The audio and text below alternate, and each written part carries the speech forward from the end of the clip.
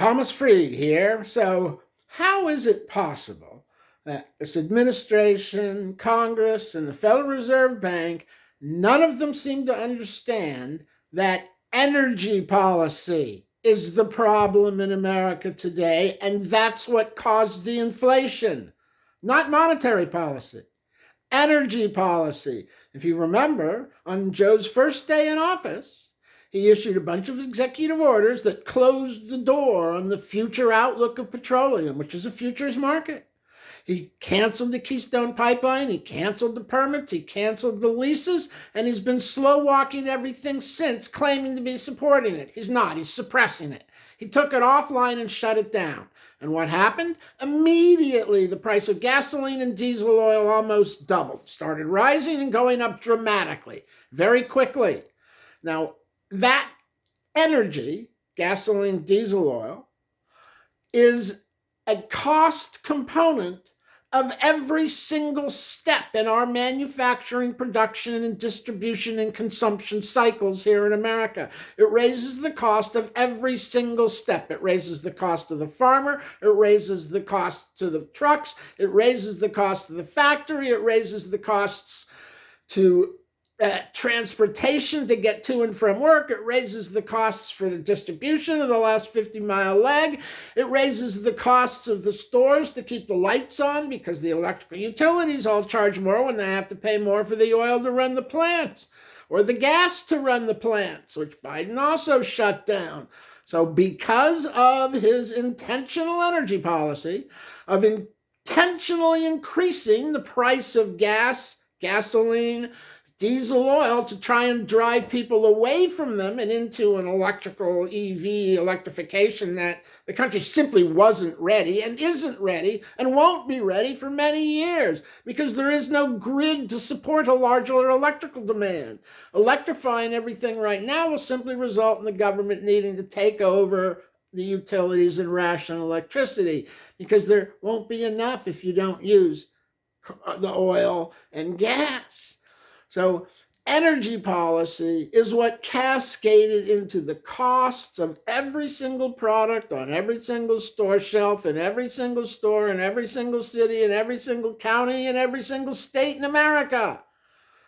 And you can raise interest rates to 10%. It won't bring the price of energy back down. And until you bring the price of energy down and get it under control, that cost component, as long as it continues to rise, will continue to create the appearance of inflation from monetary policy, which isn't really the problem because they haven't printed money to the extent where you see people with wheelbarrows full of cash looking for a loaf of bread to buy.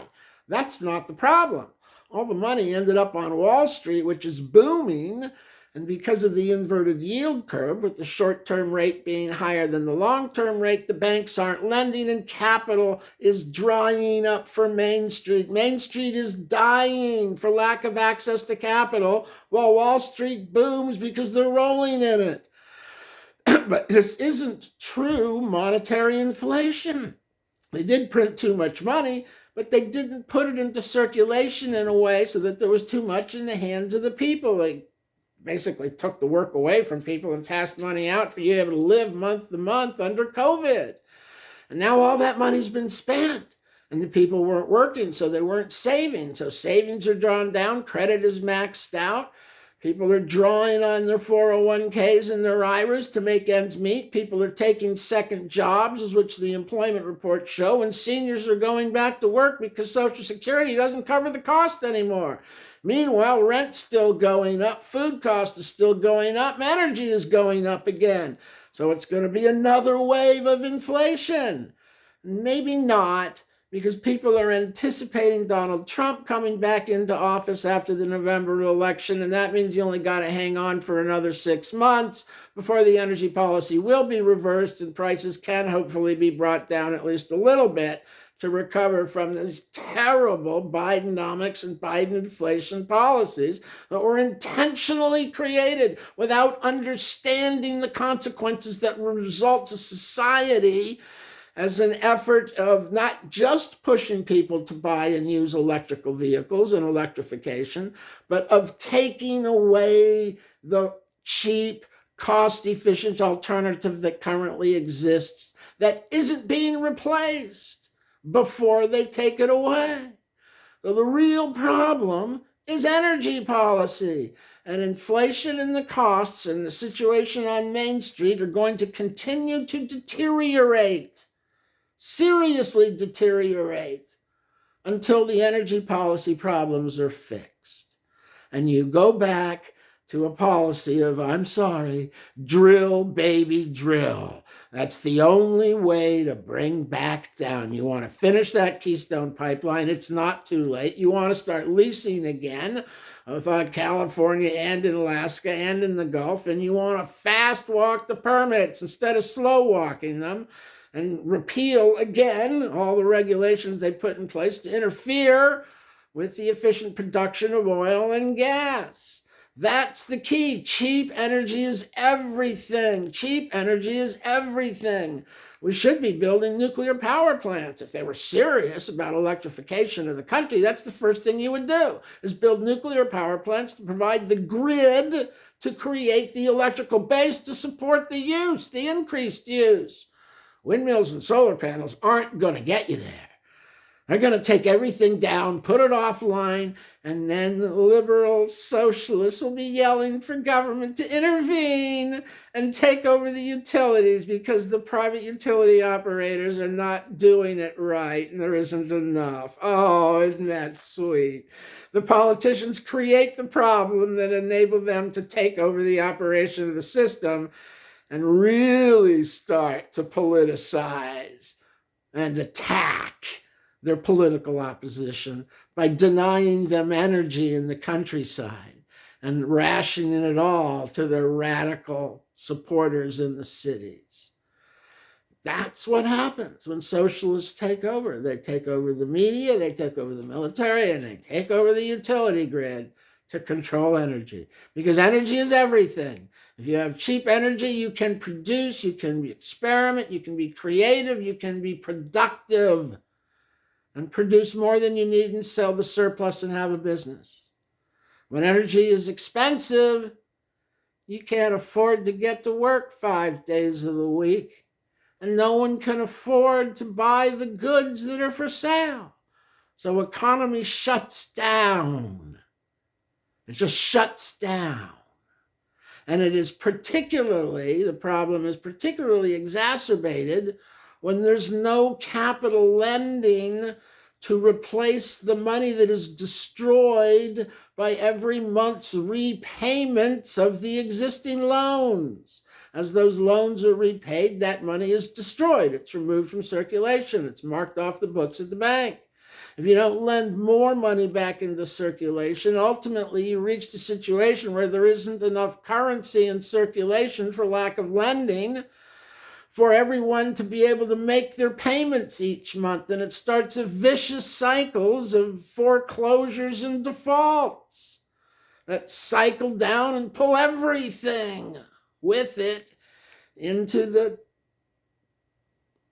cycling, descending flush of everything that's occurring. It becomes a whirlpool. It sucks everything down in one big flush of your entire economy. Cheap energy is everything. We need to bring it back. Joe Biden is a moron. He doesn't understand anything. And he's been spending money like crazy, not literally, but figuratively, unconstitutionally, by trying to buy votes with illegal aliens, by giving them millions in budget, and from the students by unconstitutionally giving forgiveness for student loan debt that he doesn't have the legal right to do. That's actually a real simple problem to solve. All you got to do is put student loan debt back into bankruptcy court. That's the problem, is you can't bankrupt it out. So the people who can't do it can't get away from it. The people who can are automatically being bundled into the student loan. They shouldn't be given forgiveness. These are doctors who are making the payments. Let them repay it. If you put student loans back into the bankruptcy courts, then people who can't pay it can file bankruptcy and they can carry the consequences for 3, 5, or 7 years. Not society be saddled with the debt. And of course, the other side of this is, why don't you put the universities on the hook for something? They got billion-dollar endowments. They're the ones getting the tuition from the government. If they're not providing degrees that employ the graduates, Shouldn't they have to reimburse the government for the tuition they took when they produced a worthless student at the end who couldn't get employed? Because nobody knows what a diversity manager is. That sounds a little racist to me. So I guess we're getting a bit off subject here. Okay, if you like the video, like it, tell people to watch. Go ahead and subscribe. Energy policy is the problem. We got lots more good shorts on all the current events over at the Thomas Fried channel. And at tax-freedom.com you can read about what you need to know to understand how fraudulent the IRS and DOJ's enforcement of the income tax is. And if you need help answering the IRS, which has now woken up after being asleep for 3 years under COVID, if you need help answering their letters, you can get help at irszoom.com. We answer letters for you for $50 or less per letter. So there you go. Check it out, get informed, spread the word. Energy policy is the problem. That's why costs are high, and they're going to go higher as energy goes higher. So, you want your country back? Better get informed and start acting on the knowledge. The truth shall set you free.